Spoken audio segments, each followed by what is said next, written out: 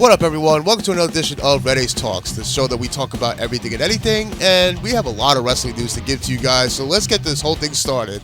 I just want to start off with CM Punk, CM Punk, CM Punk. Honestly, I really didn't think I was going to be doing another CM Punk video back-to-back because I did one yesterday talking about the brawl that he had with Jack Perry at All In, and this is about that story. I really thought this would be a kind of a length because this whole thing is under investigation because it's all about the he said, she said bullshit, as Limp Bizkit would say, because Jack Perry has his side of the story and CM Punk has his side of the story. However, earlier today, I should say, I saw a post from Miro, out of all people, debunking what everybody has been reporting, which is CM Punk's side of the story, but yet Miro has not elaborated. So this thing is still under investigation, but there is more to this story. Let me just show you guys right now upon what I'm talking about, and that is, oh yeah.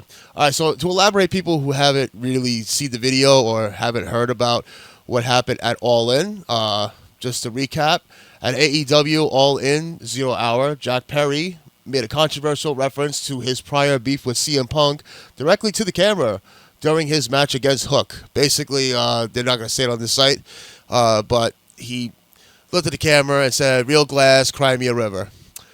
And it did upset CM Punk. CM Punk knew it was directed to him. The off-script moment reportedly resulted in an altercation backstage just before Punk's match against Samoa Joe. And it's currently unclear who started the fight. But the consequence could be huge for next week's All Out. Yeah, there's another pay-per-view for AEW for the wrestlers who didn't have matches at All In. And those who did also as well. I mean, I don't know, AEW is weird like that, but they have another pay-per-view. You got to applaud them for trying to showcase all their wrestlers. As there is a chance neither man will make the show. In the heat of the moment, CM Punk allegedly threatened to quit the company. No surprise there. But ultimately left the stadium to avoid causing further drama. However, according to Wrestling Observer's Brian Alvarez, there is a belief within AEW that both Punk and Perry are currently suspended, pending an investigation. If this is true, they could miss the pay-per-view in Chicago on September 3rd. Oh boy, oh boy, oh boy. All right, so let me just say first off that I had to retract my statement from the last video because I said that Tony Khan wouldn't have the balls to actually suspend both CM Punk and Jack Perry. I said maybe Jack Perry and fine CM Punk, and then at the end he's gonna separate them, whatnot. I really thought he was gonna take CM Punk's side. Because, upon the past reportings, he has been on CM Punk's side. He has let CM Punk run amok, with Collision, basically throwing out everybody that pisses him off. But I applaud, Tony Khan for actually making this decision. We'll have to wait and see what happens. What I think about this, though, I think Tony Khan, after this whole thing, Tony Khan has to sit down with CM Punk and really have a serious talk with him. Yes, I mean, granted, Jack Perry could be at fault. He could be 100% at fault. But CM Punk has to learn how to control his anger within confrontation within the company, not starting fights during, shows. During shows, like he wants to start fights during shows, especially at this show, All In Wembley Stadium. AEW fans were talking about this show for months and months and months, ever since it was actually announced. And I guarantee you that if they did not get that attendance record of 81,000, close to 82,000, which congratulations AEW for getting, but if they didn't though, I feel that this whole thing would have definitely overshadowed the whole program, just like the brawl out that CM Punk had with the Elite. And it would have been another embarrassment, with Tony Khan. However, there are people that are, they are talking about this and they're calling for Tony Khan to actually fire CM Punk or let him go, let him quit, let him do what he has to do, because this is the third altercation that CM Punk has had, a physical altercation. So just to keep that in mind, that's why, those people are actually saying that. But let's get to let's get to more news, and that is a megastar is coming back to WWE. That is John Cena himself. And honestly, there's according to this website, there is a reason, but I will let you hear my reason for. But I just want to talk about this website's first that I read it from. So let's see it. So the excitement is already building around John Cena's comeback on September 1st edition of WWE SmackDown and competing at Superstar Spectacle 2023. However, the recent news about Cena becoming a full-timer from September 15th, 2023 to October 27th, 2023 has added to this excitement. This is noteworthy considering John Cena's busy Hollywood schedule, as he hasn't made as many appearances in the company since transitioning to a part-time role. However, one potential reason behind this decision could be the absence of Roman Reigns from the company. As previously reported, the Tribal Chief is currently on vacation and dealing with an injury. Moreover, the Tribal Chief isn't advertised for upcoming premium live events, including Payback, Fastlane, and Survivor Series. Whoa. Honestly, that's a long time. Wow. But you know what, though? Roman Reigns, he's dealing with an injury and all that. I mean, I really wish they didn't give him the title. Like, I mean, yeah, I know they have a plan with Roman Reigns with the title and all that. But to be gone that long, I mean, didn't they do a story with Daniel Bryan? If he didn't defend within 30 days, they had to strip him for the title. Anyways, okay, so that is, that I agree. That could be one of the reasons. But I also want to add a fact upon another reason why John Cena is working that long for WWE. And that is the strike itself, the Screen Actors Guild strike. I believe that now the strike is still ongoing with the writer's strike, that there is no projects for John Cena to do.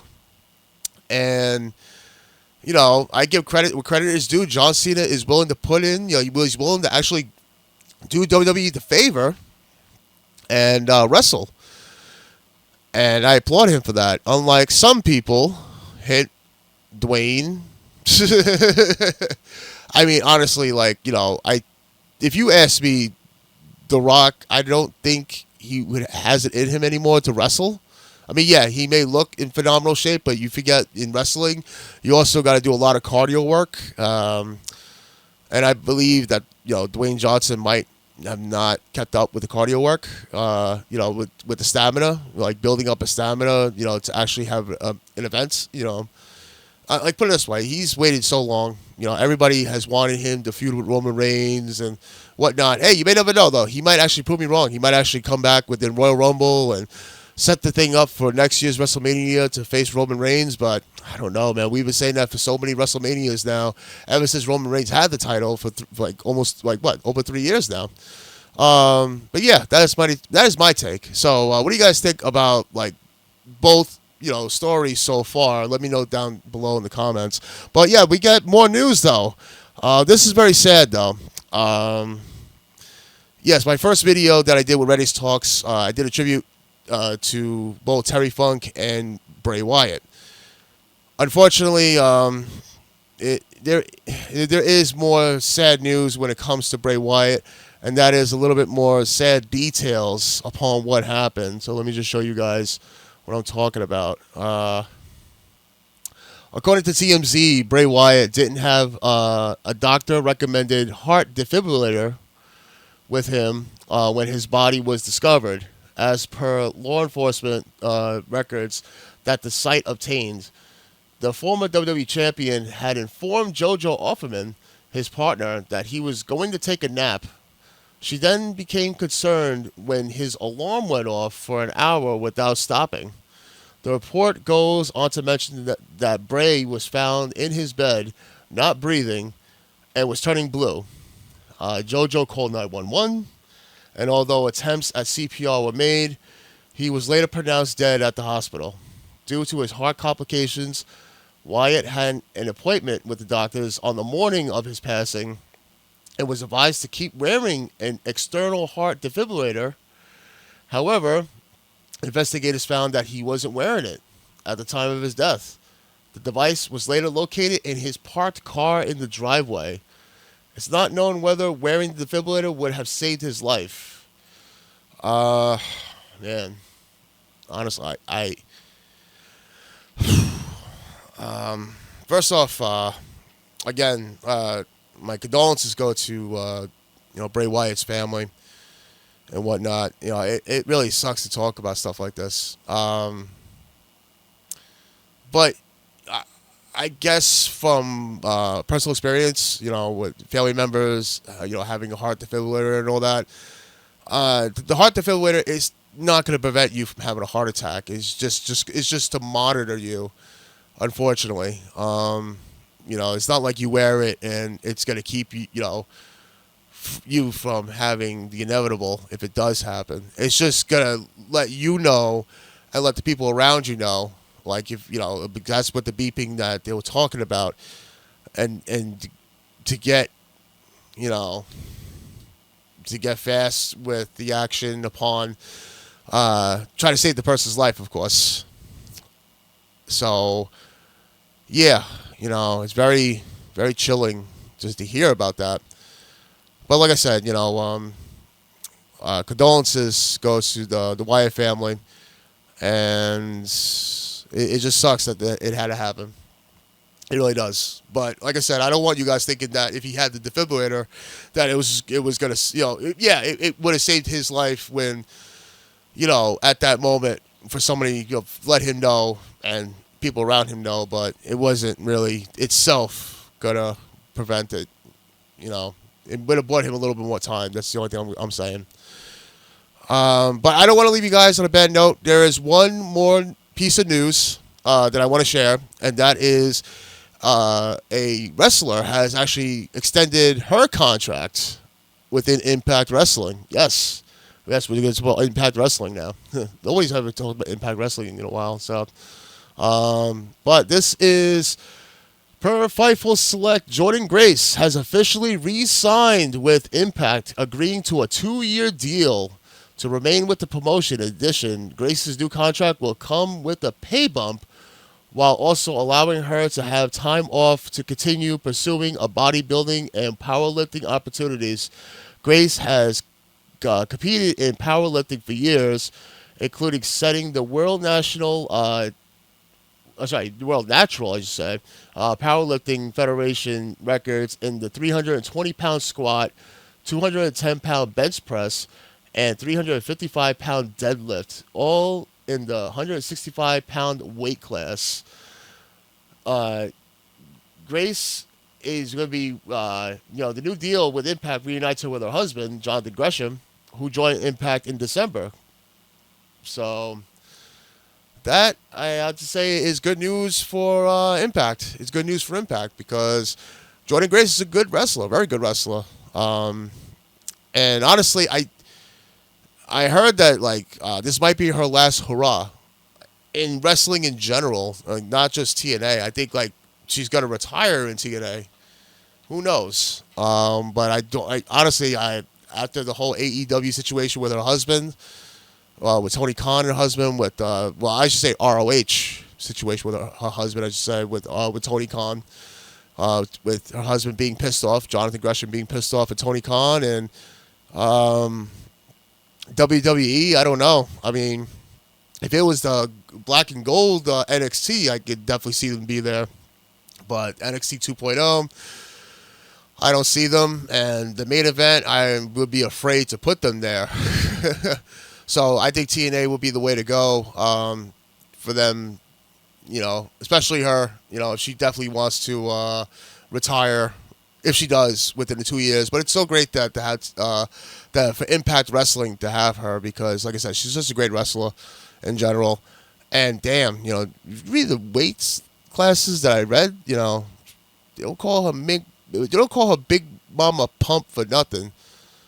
You know, I think it was but Big Mama Plump. I remember they said that, man. She ain't plump anymore. She pumped. She pumped. Anyways, I gotta go, guys. I just wanted to give you guys all the news.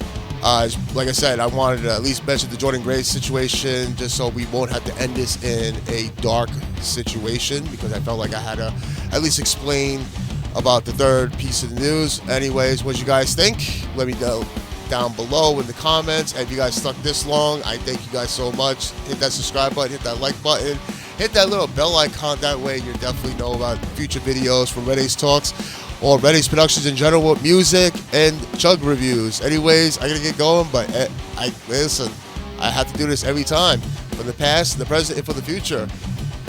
Keep it brutal, guys. Stay safe, and see you guys later.